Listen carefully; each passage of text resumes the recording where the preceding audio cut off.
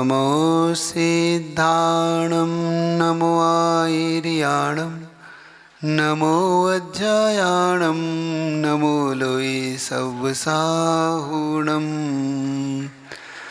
मङ्गलं भगवान् वीरो मङ्गलं गौतमो गणी मङ्गलं कुन्दकुन्दाद्यो जैनधर्मोऽस्तु मङ्गलं सर्वमङ्गलमाङ्गल्यं सर्वकल्याणकारकं प्रधानं सर्वधर्माणां जैनं जयतु शासनं जैनं जयतु शासनं जैनं जयतु शासनं। नमः श्रीवर्धमानाय निर्धूतकलिलात्मने सालोकानां त्रिलोकानां यद्विद्यादर्पणायते। बोले वर्तमान शासन नायक भगवान वर्धमान महावीर स्वामी की, संत शिरोमणि आचार्य भगवंत गुरुदेव विद्यासागर जी महाराज की, वीर सागर महाराज की।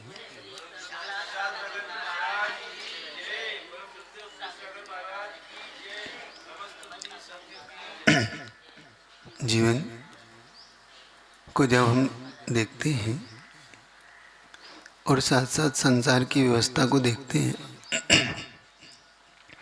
तो ऐसा नहीं कि जीवन में हम प्रेरणा किससे लें किससे नहीं लें। आत्मा के कल्याण की अगर एक बार रुचि हो तो उस चैतन्य आत्मा की प्राप्ति के लिए कोई भी व्यक्ति आपके लिए आइडियल हो सकता है।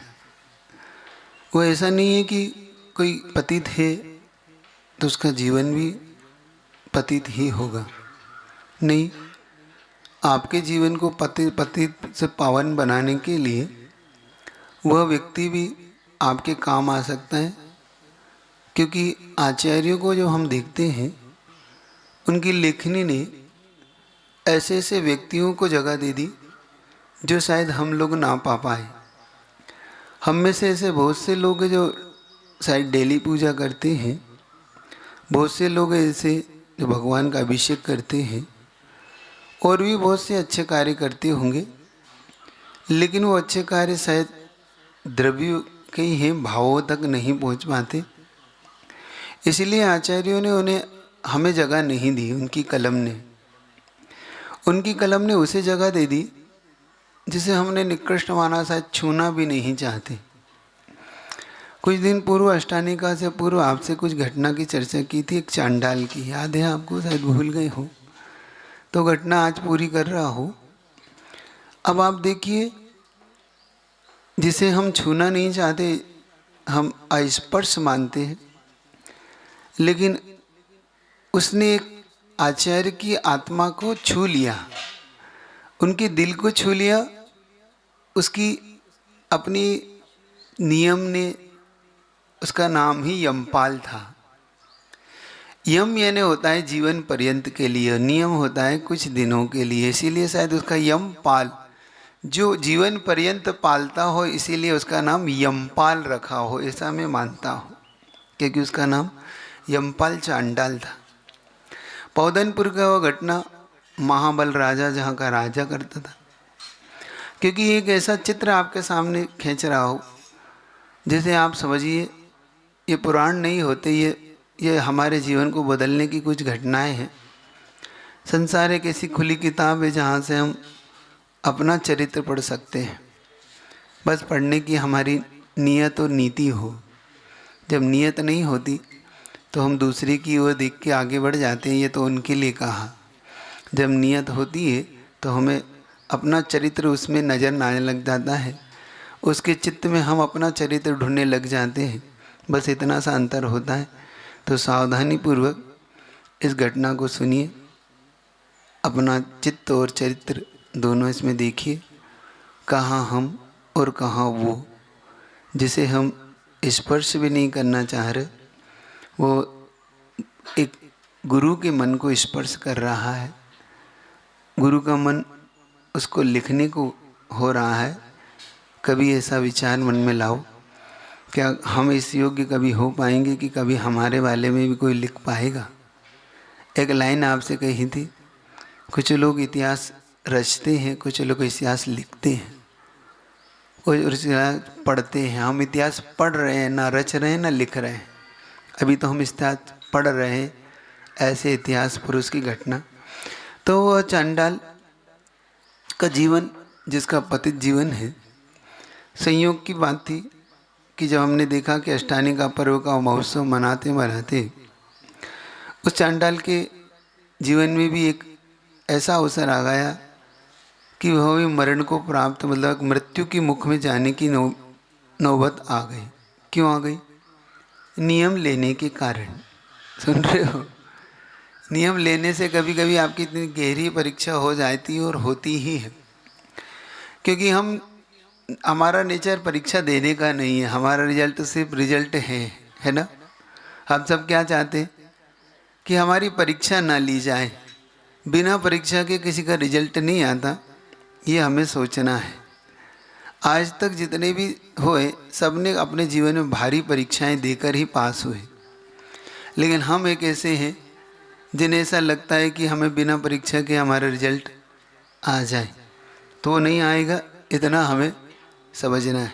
तो उस चांडाल ने जब देखा कि भाई चतुर्दशी का उसने नियम लिया, और उस चतुर्दशी के नियम के पालने में कितनी कठिनाई आ रही है उसके सामने, हमने देखा उस राजपुत्र जो बलराम का राजा पुत्र था, उसने उस अष्टानिका में जो मांस का भक्षण सेवन कर लिया, नियम तोड़ के, राज्य आज्ञा का उल्लंघन करके, कि राज्य की आज्ञा थी कि इस अष्टानिक के 8 दिन कोई भी मांसाहार ना करे।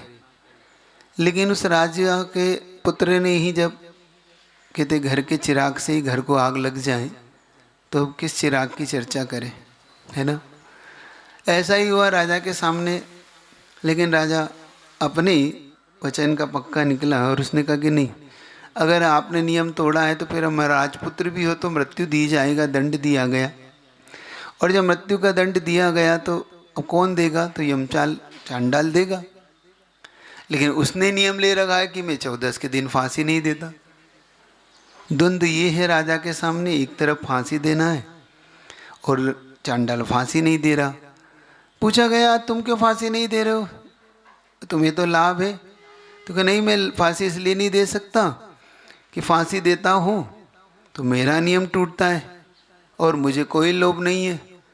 कभी कभी नियम के कारण हमारा लोभ और लोभ के कारण हमारा नियम टूट जाता है ना। कभी कभी नियम लोभ आता है आपके मन में, क्यों? आचार्यों ने एक ऐसी दृष्टिकोण दी है, जब मैं देखता हूँ, जैसे मान लो 12 व्रत लेते हैं कुछ लोग, तो दिशा का दिग्व्रत लेते हैं, देश व्रत लेते हैं। तो देश व्रत दिग्व्रत में उन्होंने नियम कैसे टूट जाते हैं। मान लो आपने मर्यादा कर ली कि इससे बाहर नहीं जाऊंगा, भारत से बाहर। अब भारत से बाहर जाने पर आपको फायदा हो रहा है और नहीं जाने पर कुछ ज़्यादा आपकी प्रगति नहीं हो रही। तो नियम आप पालते हो कि तोड़ देते हो? आप लोग नियम तोड़ देते, क्यों? क्योंकि थोड़ा फायदा हो रहा है। नहीं है तो भाई पहले तो देखते हो कि भाई वहाँ से आ जाए, फ़ोन से हो जाए। आप जानते हो फ़ोन से भी नियम टूटता है आपका। जो लोग व्रत लेते हैं उनसे मेरा कहना है कि जब आप नियम लेते हो, मान लो आपने दिशा बनाई है कि मैं भारत से बाहर नहीं जाऊंगा, और भारत से बाहर अगर आप फ़ोन से भी चर्चा कर रहे हैं, तो इसे बोलते हैं शब्दानुपात, शब्द के द्वारा बुला लाना। जैसे आचार्यों ने दिया कि आप वहाँ खड़े और मेरा नियम है कि इस कमरे से बाहर नहीं जाऊंगा, तो आपने ऐसा कर दिया। अब सामने वाले ने कहा अच्छा ओहो ये वहाँ पर है और आ गए। इसको बोलते हैं शब्दानुपात, खगाना बोलना, पुद्गलानुक्षेपण। आपने पत्थर उठा के फेंक दिया, वो टकरा के। सुन रहे हो आप लोग? ये नियम को तोड़ने वाले नियम हैं, मतलब 2 से। ऐसे ही आप जब फोन से बात कर रहे हो तो 2 से, क्यों? महाराज इसमें तो कोई दोष नहीं दिखा रहा हो। आपने मर्यादा ऊपर की भी तोड़ दी और भारत से बाहर की भी तोड़ दी, क्योंकि जब वो अंतरिक्ष में जब आपका शब्द जाता है, पहले कहाँ जाता है शब्द आपका? फोन से सैटेलाइट में, और वहां से फिर होकर आता है वहां जिसके पास आपको कॉलिंग की है आपने, समझ रहे हो? इसको बोलते हैं शब्दानुपात। समझो इस बात को कि आप इन छोटे छोटे नियमों को पालते जरूर, लेकिन इनमें कितने सारे हमें दोष लगते हैं, ये समझो। ऐसे ही छोटी छोटी चीजें हमारी कितनी जल्दी, लेकिन ये नियम ही हमें ऊपर भी उठाते हैं। अब देखना इस चांडाल को कैसे बहुमान सम्मान कैसे मिल रहा है। तो फिर उन्होंने राजा के सामने लाया गया, राजा से पूछा कि तुम क्यों नहीं दे रहे हो? तो उन्होंने कहा कि एक मुनि महाराज से मैंने नियम लिया था। कब लिया था? तो बताया उसने आपके सामने घटना कि एक दिन मुझे सर्प ने काटा था, और सर्प ने काटने के बाद लोगों ने समझा कि ये तो मर गया, क्योंकि मैं मूर्छित था, और मुझे जलाया नहीं गया, मुझे वहाँ पर फेंक के चले आए जंगल में। और वहीं पर एक मुनि महाराज जो सर्वोषधि रिद्धिधारी के धारी थी। कौन सी? सर्वोषधि। सर्वोषधि का मतलब होता है उनके शरीर से हवा भी टकरा कर उस सर्प के काटने वाले को स्पर्श कर जाए तो उसका विष उतर जाता है। ऐसी होती है सर्वो औषधि। सोचो, जिनको भी ऐसा लगता है ना कभी कि हमें कोई औषधि काम नहीं कर रहे हो, तो इनकी माला फेरा करो। क्या? इनकी माला फेरा करो। ओम ह्रीम नमो रिंताणम सर्वोषधि रिद्धिधारी समस्त मुनि महाराज नमो नमः, ऐसे करके फेरा करो। इनको याद किया करो। औषधि दान तो देना ही है, लेकिन इनको याद किया करो कि धन्य ऐसे मुनि महाराज जिनकी साधना के फल से ऐसे महान रोग कष्ट दूर होते हैं, विष उतर जाता है। तब आपको समझ में आएगा इन रिद्धिधारी मुनि महाराज की जो आप भक्ति करते हो उनकी। जब उसने देखा कि उसका जब उनसे हवा लगकर इसका विष उतरा यमपाल का, तो यमपाल वहाँ देखता है कि भाई मेरा विष से तो उतर गया। कौन से उतरा? तो कि मुनि महाराज बैठे।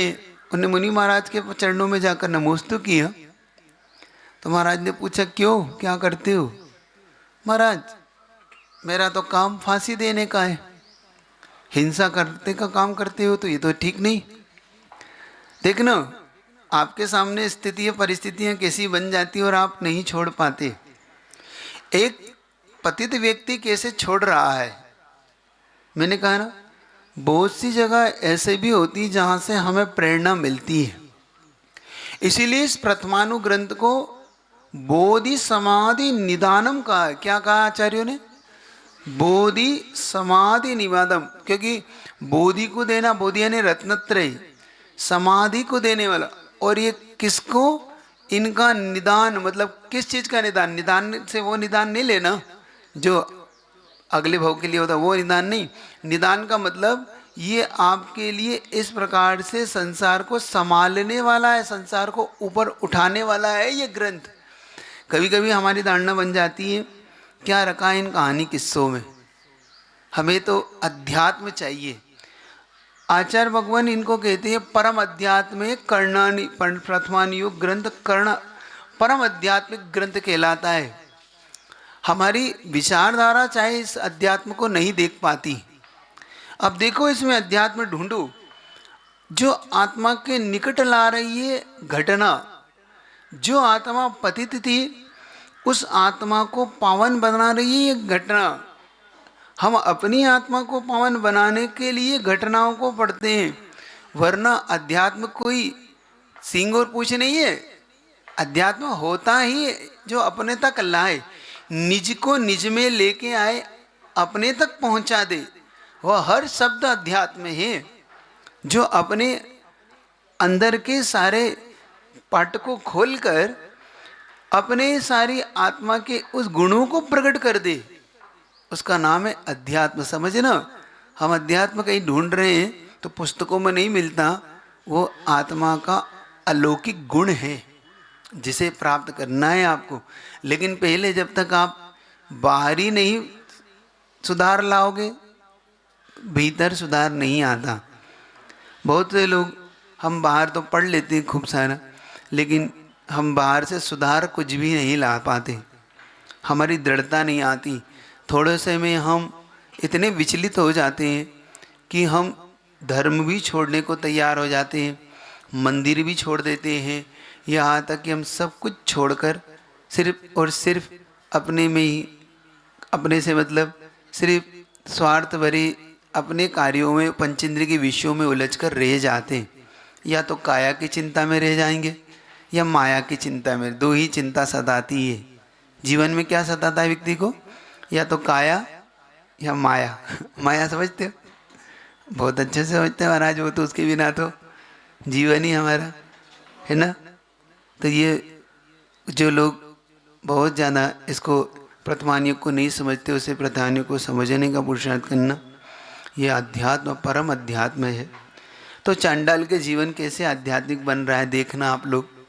वो नियम से कैसे, यम से, यमपाल से कैसे यम नियम में पाल रहा है, ऐसा यमपाल। अब देखिए आपके सामने, तो जैसे उसने कहा कि मैं तो ये नियम कैसे पालूंगा, तो महाराज ने कहा कोई बात नहीं, पूरा नहीं पाल सकते हो 14 का ले लो। ठीक है महाराज, 14 तो मैं कर लूँगा, एक दिन की बात है। आपसे भी उस दिन कहा था कि आप लोग 14 करते हैं, आप लोग 14 के दिन कुछ करते हैं?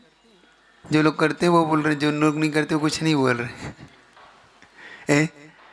देखो 14 जैन शासन की सबसे बड़ी पर्व माना जाता है, मालूम आपको?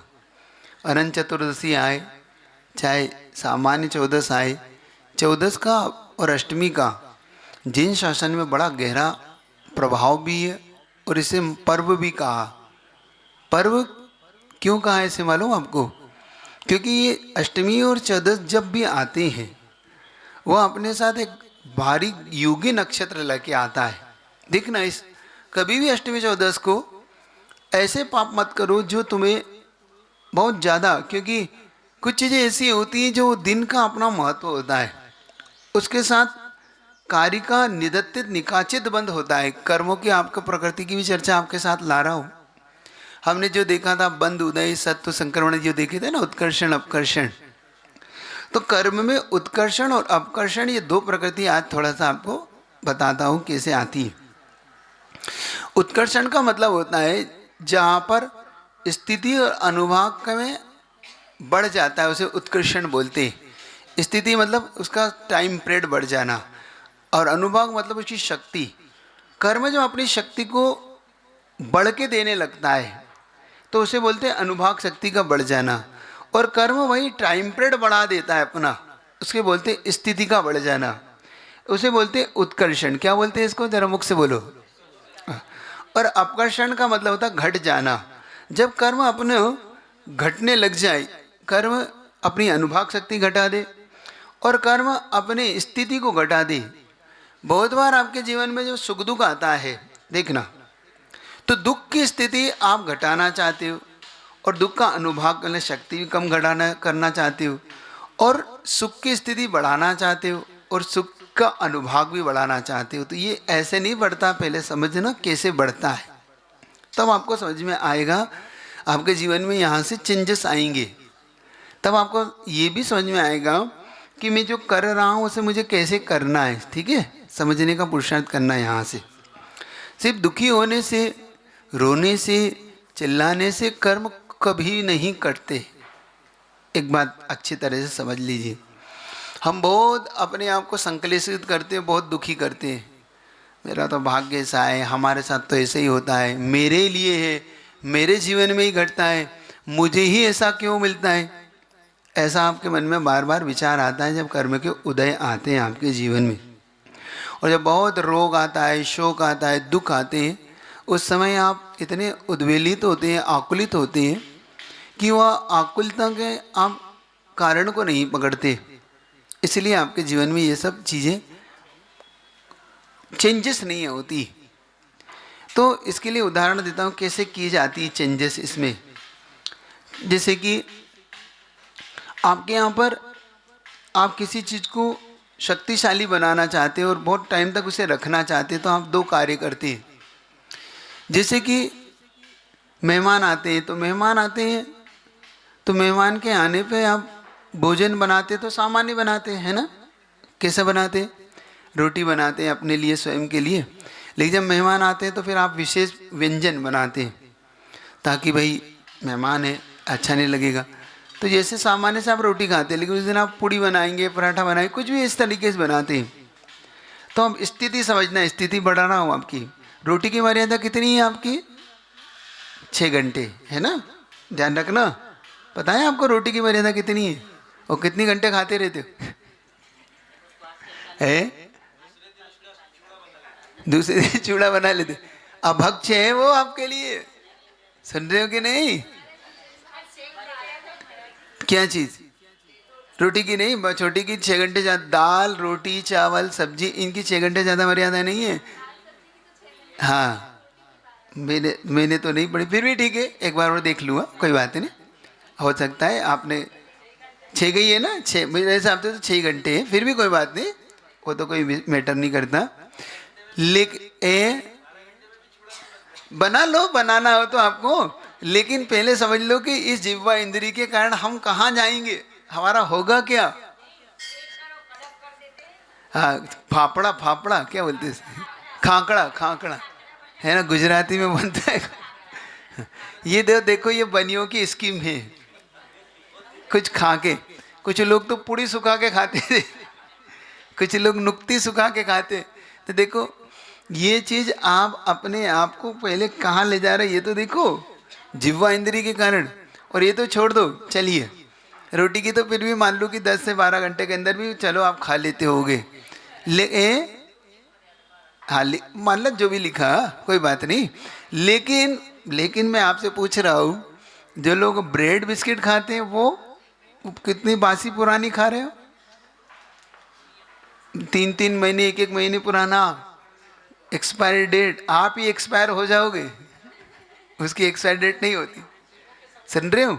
मतलब आप बासी रोटी खाने में तो आपको लगता है नहीं हम क्यों बासी खाएंगे, और बासी बिस्किट, बाहर सा ब्रेड चलेगा, वो कितना पुराना है सब चलेगा।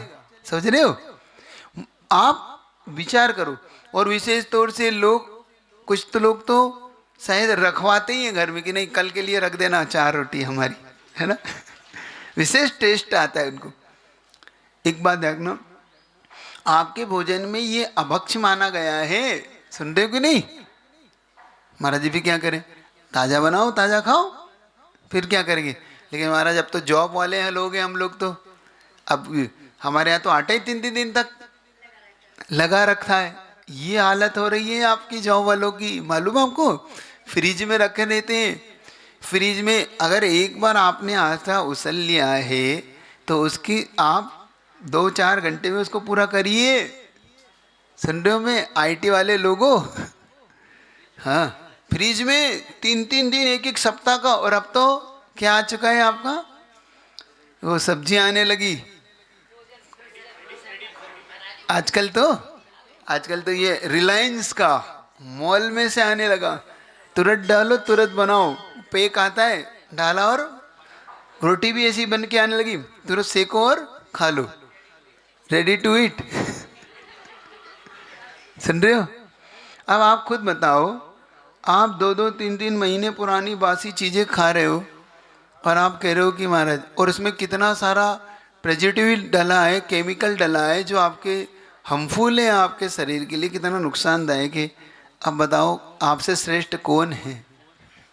चंडल जिसे आप छूना नहीं चाह रहे, उससे ही कुछ सीख लो, उससे ही मर्यादाएं सीख लो। तो उदाहरण तो अलग ढंग से देना था, उत्कर्षण का उदाहरण दे रहा हूँ, वापस बता रहा हूँ। तो उत्कर्षण जैसे आप रोटी है, तो आप रोटी तो अब नहीं, तो पराठा की मर्यादा फिर भी 24 घंटे हो जाती है, क्योंकि वो सिक गया है, तल गया है, इसलिए। तो वो 24 घंटा हुआ मान लो आपके लिए, मुनि महाराज के लिए नहीं, ये उनके लिए नहीं देना, और त्यागी व्रति भी नहीं लेना, ये सिर्फ चौथे गुण स्थान में असंयमियों के लिए, संयमियों के लिए नहीं खाना। ये रात में बना नहीं खाना, रात का बना नहीं खाना, रात में नहीं खाना, ठीक है? हाँ, नहीं आपको नहीं चलेगा खाकरा करा, तो जो जिसका नियम है उसके लिए नहीं चलेगा खाकरा वकरा, हो गया वो, ठीक है? चलिए, ठीक है, वही 6-8 घंटे जितनी रोटी की उतनी, हाँ, जो रोटी की मर्यादा वाला। हाँ सुन तो, अभी तो सुन तो लो, उपकर्षण अपकर्षण रह जाएगा। तो अब आपकी मर्यादा आपने बढ़ा दी। देखो, रोटी सामान्य से उसका अनुभाग यानी शक्ति भी कम थी रोटी में, पराठा में ज़्यादा होती है ना, गरिष्ठ हो जाता है पराठा, रोटी गरिष्ठ नहीं होती, तो अनुभाग शक्ति कम हो गई। और उसकी मर्यादा यानी स्थिति बढ़ा दी आपने। रोटी की मर्यादा 12 घंटे की थी, उसकी 24 घंटे हो गई, तो उसको बोलते उत्कर्षण। उसी आटे से आपने उत्कर्षण कर दिया कि नहीं। अब बात एक्चुअली में उत्कर्षण अपकर्षण की बता रहा था, तो उत्कर्षण हो गया, आ गया समझे। अपकर्षण, अपकर्षण का स्थिति अनुभाग घटा देना। तो मान लो मेहमान थे, मेहमान ने कहा कि नहीं हमारा बच्चे तो भैया पतली चीज आप बना देना, उसके लिए ऐसा कुछ भी मत देना, ये चीज़ नहीं खा पाएगा। तो आपने पानी मिला दिया, घोल दिया उसको, कुछ भी लपसी सी बना दी। लपसी जानते हैं, बुंदेलखंडी लोग जानते होंगे, यहाँ के लोग जानते हैं, मराठी लोग जानते हैं लपसी क्या है। सीरा, सीरा, चलो जो भी बोलते, लापसी बोलते, हाँ जो भी बोलते। तो वो उसने पतली पतली बना दी। अब उसकी मर्यादा आप 6 घंटे ही है, अब उसको 6 घंटे, तो आपने स्थिति घटा दी और उसकी पतला जो कर दिया, वो जैसे दूध में पानी मिला के दे दिया। तो ऐसी तो स्थिति अनुभाग समझ में आ गया। अब आपको उत्कर्षण अपकर्षण याद रहेगा शब्द ये। तो मैं आपको कहूँ कि उत्कर्षण और अपकर्षण, तो तुरंत यहाँ घटाना और बढ़ाना, ये याद रखना आपको, ठीक है। तो सिद्धांत भी साथ साथ सिद्धांत भी सीखते जाओ। सिद्धांत की चीज़ें सीख लोगे तो जीवन में आपको बहुत कुछ याद आएगा कि हम अपने जीवन में कैसा जीवन जीते रहते हैं और कहाँ हमारे जीवन में चेंजेस आते हैं। तो ये चेंजेस कब आते हैं और कैसे लाए जाते हैं। तो जब उसके जीवन में चेंजेस आया तो आपके जीवन में भी चेंजेस आना चाहिए। मर्यादाओं को समझने का पुरुषार्थ करो। जब आप ऐसा चेंजेस लाते हो, और हम जब नियम लेते हैं तो कोई भी नियम हमारी आत्मा को ऊपर उठाने के लिए होता है, ना कि गिराने के लिए। अब जब हम उसमें बहुत जल्दी नियमों को छोड़ देते हैं तो हमारा पतन नियम से होता है। लेकिन उस नियम को हम अगर दृढ़ता से पालते हैं तो वो नियम हमें बहुत कुछ अनुभाग शक्ति और स्थिति को बढ़ा देता है। इसको आप पहले समझने का यहाँ पुरुषार्थ करना। पुराण में एक नियम, एक घटना आती है, उस घटना को बता के आपको अपनी चांडाल की कथा पूरी कर देता हूँ। कि श्रेणिक राजा का आपने उदाहरण सुना होगा, उसकी पूर्व पर्याय खादीसार भीलगिरी। भैया थोड़ा सा बाद में कर लेना, कौन है, थोड़ा सा 10-20 मिनट के बाद थोड़ा सा। तो जब खादीसार भील की घटना आती है तो खादीसार भील ने अपने जीवन में एक नियम लिया था, क्या, कौवे का मांस नहीं खाऊंगा। एक मुनि महाराज को देखिए, उनकी घटना बाद में पूरी बताऊंगा, लेकिन फिलहाल तो इतना शॉर्टकट समझो। तो उसने नियम लिया कि मैं कौवे का मांस नहीं खाऊंगा, एक मुनि महाराज से। कुछ लोग इसको गलत ढंग से लेते हैं, उनको समझना चाहिए कि महाराज ने क्या उद्धार कर दिया उसका। कुछ लोग कहते अरे महाराज ने उसे दूसरे मांस की छूट दे दी। छूट नहीं दी, जबकि एक मांस का त्याग कराया है वहां पर। कुछ लोग कहते ना महाराज आपने छूट दे दी, छूट नहीं दी। वो भील है, कौवे का मांस छोड़ रहा है, वो सभी नहीं छोड़ रहा था। उसने कहा कि मैं तो कौवे का छोड़ सकता हूँ। छोड़ सकते हो? हाँ छोड़ सकता हूँ। तो उसने वो छोड़ा है। ऐसे ही 14 के दिन फांसी को छोड़ा है, तो बाकी की महाराज ने परमिशन दी है क्या? कभी कभी हम लोगों के मन में प्रश्न आता ना, तो महाराज ने परमिशन दी। महाराज ने परमिशन नहीं दी, महाराज ने तो उसे 14 को बचाया है, बाकी शेष तुम जानो। तो ऐसे ही कुछ लोग कहते हैं महाराज आपने रात्रि भोजन की परमिशन दी थी, मैंने भोजन की परमिशन नहीं दी। उसने कहा कि महाराज 10 बजे बाद नहीं खाऊंगा। मैंने कहा ठीक है 10 बजे मत खाना। तो महाराज आपने 10 बजे तक का खाने की छूट दे दी। मेरा पोजीशन छोड़ने वाला है, खाने वाला नहीं है मेरा पोजीशन। मेरा अनुभव कौन सा है? मेरा भाग जहाँ से तुमने छोड़ा है। खाने वाला तुम्हारे, तुम जानो, तुम्हारे काम जाने। कुछ लोग इसे विपरीत ले लेते हैं। महाराज ने परमिशन दे दी, रात में खाने की परमिशन दी, मैं रात में खाने की परमिशन क्यों दूंगा? ऐसी प्रकार से कौवे की मांस की उन्होंने त्याग करा है। इसका मतलब शेष का उन्होंने छूट नहीं दे दी। पकड़ में आ गई ना बात। हाँ, तो उसने परमिशन ले ली। संयोग की बात थी, परीक्षा हुई उसके जीवन में। जब उसके जीवन में परीक्षा आई कि वो मरणासन हो गया, एक दिन उसके पेट में बहुत दर्द उठा, 3 दिन तक लगातार दर्द उठा। तो उससे कहा गया कि भाई तुम कौवे का मांस खाओगे तो तुम ठीक हो जाओगे। तो कहा नहीं मेरा तो त्याग है। त्याग है तो मरना पड़ेगा, मर जाऊंगा लेकिन नियम नहीं छोड़ूंगा। मैंने एक मुनि महाराज से नियम लिया, देखना सीखना आप लोग, मुनि महाराज से नियम लेने के बाद कैसे पाला जाता है। देखा ठीक है। अब उसकी रिश्तेदारों से मिलने आए कि भैया, किसी ने कहा कि रिश्तेदार से कहा कि समझाओ इनको, नियम बाद में पाल लेना, पहले जान तो बचा लो अपनी। रिश्तेदार समझाने के लिए आए, देखो कैसे कैसे आप लोग को समझाते हैं ना बहुत लोग समझाते हैं ना, हाँ नियम तोड़ दो, नियम तो बाद में पल जाएगा, प्रायश्चित ले लेना, और खुद ही प्रायश्चित भी बता देते, एक माला फिर लेना। तो कहना तुम आचार्य के पद पे बैठ जाओ ना भैया, क्योंकि प्रायश्चित देने का काम उनका है और तुम प्रायश्चित दे ही रहे हो। बता देते ना, नियम तोड़वाने का भी बताएंगे और नियम को फिर से जोड़ वो भी बता देंगे कि तुम एक माला भी फेर लेना, कुछ बात नहीं, कोई हो जाता है, आजकल चल जाता है ना, चल जाता है ना, चलता है। घर के बड़े बता रहे हैं, कोई बात नहीं, तुम ले लो। अब रात में कहा कोई बात नहीं, ले लो पानी, अब देखो गिलाल भी सूख रहा है, बाहर से आए हो अभी अभी, और देखो कल के भूखे भी हो, है ना। सबसे ज्यादा किनको आती है ये? माँ को, दादी को, पत्नी को, ये सब नरक गांव ये नरक ले जाने वाली है सब। अब बताओ, माँ को फिक्र करना चाहिए अपने पुत्र की कि नहीं बेटा तू रात में खा के कहाँ जाएगा, थोड़ा सा दिन उजाला 2 घंटे की बात है, सो जा शांति से, सुबह उठते से ही खा लेना। लेकिन माँ कह रहे नहीं नहीं, तू तो इतनी दूर से आया है, खा ले। मैं बता रहा हूँ बहुत आपका मोह कैसे पतित करता है। पत्नी भी ऐसे ही है ना, देखो तो 8 बज गए 9 बज गए, खा लो जल्दी से, कोई बात नहीं, अब ठीक है आपका नियम पल जाएगा, आप कोई बात नहीं, ऐसे कह के बल्कि बहुत सारी विवाद और हो जाते हैं। कोई लोग तो मेरे पास आते हैं, महाराज क्या करूं, पत्नी के कारण नियम टूट गया। मैंने क्यों, भाई रोज रोज विवाद करती है वो, रोज रोज नहीं खाते हो, ये नहीं खाते हो, वो नहीं खाओगे, मैं तुमसे बात नहीं करूंगी, ये नहीं करूँगा। महाराज अब रोज चिक चिक से, फिर मैंने कहा एक दिन खा ही लो, है ना।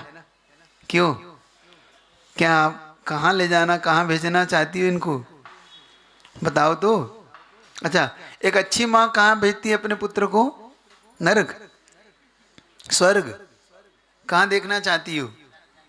महाराज स्वर्ग में देखना चाहते हैं, उनको सुरक्षित देखना चाहते हैं, तो फिर उनके लिए क्यों है आप जबरन करके क्यों नियम तोड़ने की प्रेरणा दे रहे हो? नियम पालने की प्रेरणा दो। अच्छा एक बताओ, अधिकतम लोग खाने से मरते कि नहीं खाने से मरते? जल्दी बोलो ना। जब खाने से ज्यादा मरते तो वो बच रहा है नहीं क्यों रे? आप क्यों उस तरीके से उसके जीवन को आप क्यों पतित बना रहे हैं? बात समझ में आ रही नहीं आ रही आपको? इतनी पूजा करने वाले, विशेष तौर से वो लोग भी मैंने देखा जो बहुत पूजा करते हैं, बहुत गहराई से माला फेरते हैं, बहुत गहराई से स्वाध्याय करते हैं, वो सबसे ज्यादा मोही होते हैं। सबसे ज्यादा मोही देखा मैंने, जिनका सबसे गहरा स्वाध्याय खुद पढ़ पढ़ के दिखा रही, देखो रात्रि भोजन का फल बता रहे, और घर में कह रही खा लो। ये कौन से भट्टे हैं?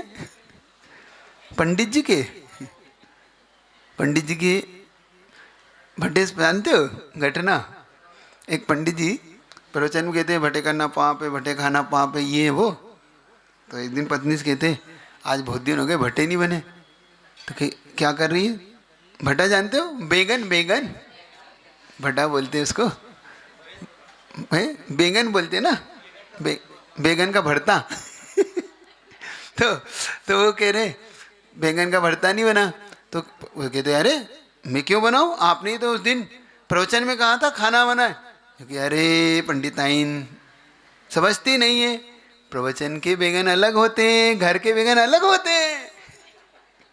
क्यों विद्वानों, आपके घर के शास्त्र अलग है, रात्रि भोजन घर का अलग है, शास्त्र का रात्रि भोजन अलग है। ऐसा ही है ना, ऐसा ही कुछ है। उसे भील को समझाने के लिए जब आए तो रास्ते में एक देवी मिली, वो रो रही थी। क्यों? उसने कहा कि देखो ये जो तुम जिसके नियम तोड़वाने चाह रहे हो, क्योंकि रिश्तेदार नियम तोड़वाने जा रहे थे, वो मेरा देव पर्याय में पति होने वाला है मर के, और तुम उसका नियम तोड़ दोगे तो वो नरक चला जाएगा और वो मेरा पति नहीं होगा, इसलिए मैं रो रही हूँ। तो कहते अच्छा, नियम का फल ये होता है? कि हाँ, नियम का फल ये है। कोई बात नहीं, वहाँ जाता है, उससे समझाता है देखो नियम तोड़ दो, ये कर दो। कहते नहीं, मैं मर जाऊंगा, नियम नहीं तोड़ोगे। तो फिर असली बात बताता है कि एक देवी मिली थी, तुम्हारे नियम का वाली प्रशंसा कर रही थी, और तुम मरकर देव होगे और उसके पति होने वाले हो। तो कहते अच्छा ऐसी बात है, तो लो मैं पूरा नियम ले लेता हूँ। फिर जब मर ही रहा हूँ तो मैं पूरा नियम लेता हूँ कि पूरा मांस का ही त्याग करता हूँ। अभी तो एक कौवे का नियम से जब इतना बड़ा फल है, तो पूरे मांस का क्या नियम होगा, पूरा ही त्याग कर देता हूँ। अब वो मरण हो गया। मरण होने के बाद वो पहुंचा रास्ते, फिर रो रही हो देवी, क्या हो गया? अरे तुमने उसका नियम पूरा कर दिया, वो वैमानिक में जाके पैदा हो गया। नियम का फल देखो, कहाँ व्यंतरों में पैदा हो रहा था और कहाँ, तो वह फिर भी मेरा पति नहीं बना। पूर्ण नियम का फल ये हुआ। समझ रहे हो आप लोग? नियम मत तोड़ने दो, प्राण जाए पर प्रण ना जाए। ऐसे ही चांडाल के सामने स्थिति आ गई। उसने जब नियम पाला तो राजा ने कहा कि नहीं, इसको भी समुद्र उस तालाब में डाल दो जहाँ पे मगरमच्छ। आप देखो, मगरमच्छ तक जब उसे लेके पहुंचे तो उन्हें समझाया। उन्होंने, फिर सैनिकों ने उस चांडाल से कहा कि देखो अभी भी मौका है, तुम नियम तोड़ दो, इसे फांसी दे दो और स्वर्ण के आभूषण ले लो। क्यों लालच में पड़ते हो, क्यों प्राण खोते हो? उसे कहा नहीं, प्राण जाएंगे, प्रण नहीं जाएगा। हुआ यही, दोनों को हाथ पैर बांध के उस तालाब में फेंका गया। जैसे ही तालाब में फेंका गया, वहाँ बड़े बड़े मगरमच्छों ने उस राजपुत्र को तो तुरंत निगल लिया, लेकिन जैसे ही इस चांडाल को फेंका गया, चांडाल के नियम का फल देखिएगा कि कहाँ तो हमारी चर्चा भी कहीं नहीं है, कोई हमारी चर्चा भी शास्त्रों में भी नहीं है। इतनी पूजा करने वाले हम लोग, इतने स्वाध्याय करने वाले, इतने नियम को पालने वालों की चर्चा नहीं, लेकिन एक 14 के नियम के पालने वाले उस चांडाल की चर्चा नहीं हो रही है। जैसे ही उसे फेंका गया, देवों के द्वारा उसकी अर्चा हो रही है, पूजा हो रही है। जैसे ही उसको तालाब में फेंका गया, जैसे ही तालाब में फेंका, देवों ने तुरंत उसे उस तालाब से उठाकर सिंहासन पर बिठा दिया। और जैसे ही सिंहासन पर बिठाया, ऊपर से पंचाचार होने लगे। पंचाचार जानते हो? ऊपर से रत्नों की वृष्टि, फूलों की वृष्टि, देव दुंदुभी बजा रहे हैं, जय हो नियम पालने वालों की, जय हो इस यमपाल की जो नियम पालता है। ऐसे जय घोष हो रहा है और वहाँ से मंद मंद पवन चल रही है। ये खबर जैसे ही राजा के पास पहुँची, वो महावल राजा के पास सैनिक लेके पहुँचते हैं। राजन, अगर अब खैर चाहते हो, खैर जानते हो, अपना भला चाहते हो, तो सुनिए, जिसे आपने मृत्यु दंड दिया वो यमपाल देवों के द्वारा पूजा गया है। और चाहते हो तो चुपचाप चलिए, वहां पर शरण मांग लीजिए। सीधा राजा दौड़ता हुआ आता है और दौड़कर आकर उस यमपाल चांडाल को नमस्कार करता है कि हे चांडाल, कहाँ तो तू निम्न जाति का, कहाँ तेरा कार्य निम्न है, लेकिन तेरा नियम हम सबसे ज़्यादा श्रेष्ठ है। और तेरे श्रेष्ठ नियम की मैं अनुमोदना करता हूँ और तू मुझे क्षमा कर। मैंने तुझे शायद पहचान नहीं पाया, और तुझे नहीं पहचानने के कारण मैंने जो तुझे प्राण दंड दिया, ये प्राण दंड मेरे लिए भी आज दंडित कर रहा है, मुझे अंदर से पीड़ित कर रहा है। सुन रहे हो कि नहीं? नियम पालने का फल देख रहे हो? आप लोग नियम पालते हो कि नहीं पालते? अब बता दो बस। अब एक प्रेरणा स्रोत, हाँ, टूट गया नियम, तो आप वहां जाइए, महाराज के पास जाइए। नियम, जिनका नियम टूटा हो, जिनको ऐसा लगता हो कि, तो वो जाके अपने नियम को पुनः, क्योंकि कोई बात नहीं, हो जाता है कभी कभी, लेकिन अपने नियम को पुनः लाइए। एक और युक्ति दे रहा हूँ आपको। मान लो कभी ऐसा हो जाता है, तो करना नहीं, कभी हो जाता है कर्म के उदय में, तीव्र कर्म के उदय में, तो जैसे मान लो किसी का रात्रि भोजन टूट गया, तो पुनः उसे पालिए। ऐसा मत करिए कभी कभी मन में आता कि अब टूट तो गया ही है तो इससे अच्छा खा लो, नहीं, ऐसे भाव नहीं लाइए। ऐसा कभी नहीं होता कि हमारा नियम टूट गया हो तो कभी नहीं करते, नहीं, उसे पुनः अपन सुधार करते हैं ना। गाड़ी अगर हमारी खराब होती है तो ये सब खराब हो गई तो फेंक दो, ऐसा तो नहीं करते, सुधराते हैं। ऐसे ही नियम को भी पुनः सुधारिए, पुनः जोड़िए। जैसे जब धागा टूट जाता है तो पुनः आप गठान लगा के उसे सही करते हैं, ऐसा तो नहीं होता कि आप कपड़ा फेंक दो, ऐसे करते। ऐसे ही इसमें भी आप नियम को सुधारिए। नियम में जब तक सुधार नहीं आएगा तब तक जीवन में भी सुधार नहीं आएगा, वरना आपके ऐसे नियम टूटते रहेंगे और टूटने के बाद फिर आप वही, तो अनंत संसार हमारा आज तक इन कार्यों से ही बड़ा है।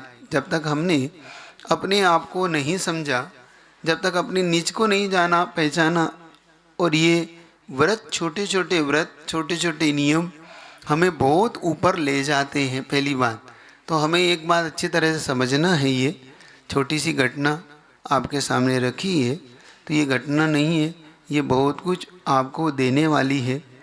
इसे कभी आप पढ़िएगा, प्रथमानियों की घटना है, लेकिन जीवन को एक बहुत कुछ घटाकर, पाप को घटाकर पुण्य को बढ़ा देती है। वही घटना आपके सामने में घट जाती है। तो ये एक चांडाल भी जब हमारा एक सही आपके लिए मार्ग देने वाला हो सकता है, तो मैं ऐसा मानता हूँ कि बड़े बड़े महापुरुष, बड़े बड़े भगवान हमारे होते हैं, उनकी भक्ति करने का आप पुरुषार्थ करेंगे तो कभी नियम नहीं तोड़ना। अब ठीक है, पालोगे, उससे गए बीते नहीं हो, ठीक है। हाँ, अभी तोड़ना नहीं, अच्छे से पालो। कुछ बात हो तो उस हिसाब से अपने जीवन को, नियम को, संयम को बचाए रखिए। कुछ चीज़ें होती हैं उन्हें इस प्रकार से कर लेना चाहिए। और किसी को कुछ पूछना समझना तो नहीं है, समझ लिया। तो इस प्रकार से कल से एक अच्छा चारित्र सोच रहा हो, सुदर्शन चारित्र सुना आपने? सेठ सुदर्शन का सुनना है? तो बहुत अच्छा चारित्र है सेठ सुदर्शन का, वो उसको धीरे धीरे आपके सामने रखूँगा।